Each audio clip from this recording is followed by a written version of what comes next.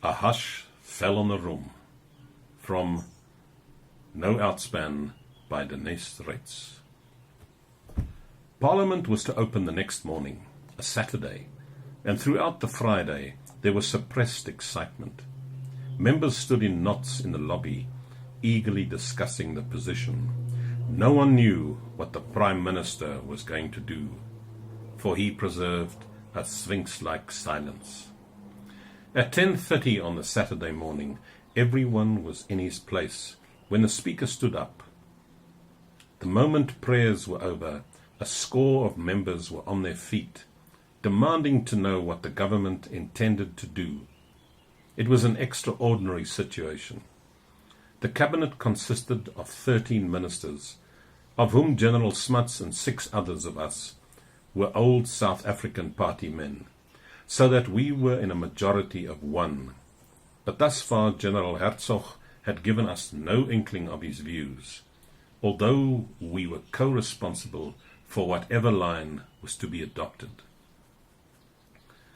Now General Hertzog could no longer evade the issue, and, pale and tense, he stood up to say that as the only business of the House on the opening day was to give formal notice of a bill to prolong the life of the Senate, he would make a pronouncement on the Monday morning.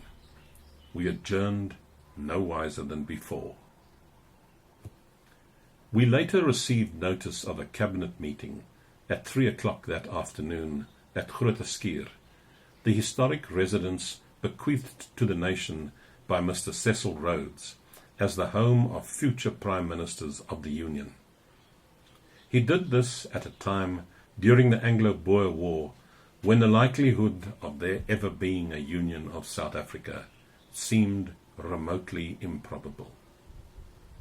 I can remember how, in 1902, as a youth I was serving in the field under General Smuts. Word came through that Mr. Rhodes was dead, and of that strange proviso in his testament. We received the news with scornful laughter. It seemed to us a bitter mockery that this Englishman should speak of a united South Africa, and a Prime Minister while we were still at each other's throats. If anyone in those far-off days had ventured to tell me that I would one day enter that very building as a Union Cabinet Minister to speak on behalf of taking arms at England's side, I would have thought him insane. But so it was. I had climbed up through the intervening years with General Smuts as my leader. He and I and scores of thousands of South Africans of Dutch descent had come to see that the British had treated us fairly. They took our country, but they gave it back to us, with Natal and the Cape thrown in for good measure. We enjoyed greater liberty and security than we had had under our own republics, and we saw that our only hope of survival as a free nation was inside the Commonwealth. Therefore we attended this gathering at Grote Schuur, determined that South Africa should once more play its rightful part against German aggression. It was a momentous occasion. I was the first to arrive, and I watched the other ministers as they drove up in their cars, each vehicle bearing the embroidered pennant of the Union. We were ushered into a reception chamber, hung with priceless tapestries and containing Chinese vases and lacquered furniture. General Hertzog awaited us. It was evident from the start that he had sent for us not in order that we might consult with him, but so that we might receive his orders.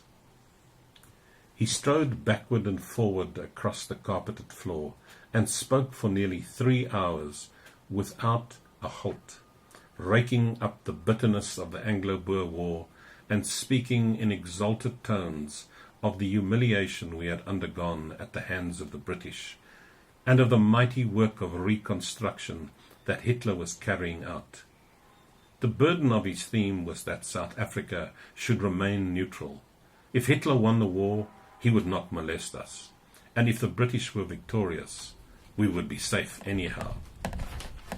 It was growing dark before he ended, and it was decided to adjourn until the next afternoon, when we were to meet again.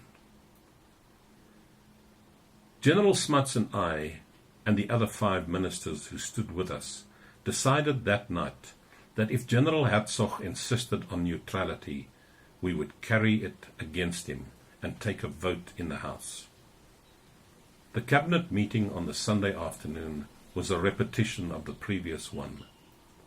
Again, General Hertzog harangued us interminably, and it was a long time before General Smuts was allowed an opportunity to state his views.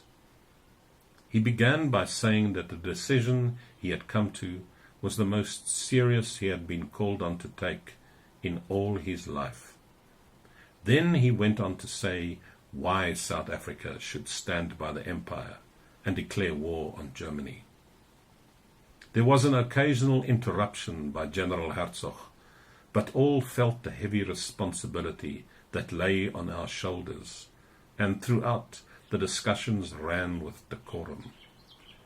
When, at length, General Smuts declared it to be his intention to test the matter in the House, a hush fell on the room, for we all knew that it meant the breakup of the government, and that it meant many other things still lying shrouded in the future. It was I who finally brought the conference to a close. I expressed my opinion as to our entry into the war. Then I stood up and said to General Hertzog, "Sir, it is quite evident that we have reached the parting of ways.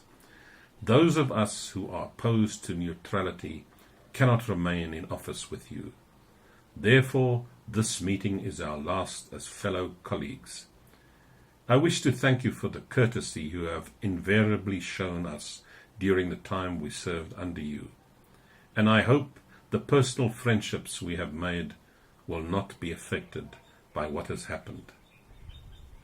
Hereupon everyone rose, and a butler brought in liquid refreshment, which all partook of. We shook hands, and what was perhaps the most critical cabinet meeting ever held in South Africa was over.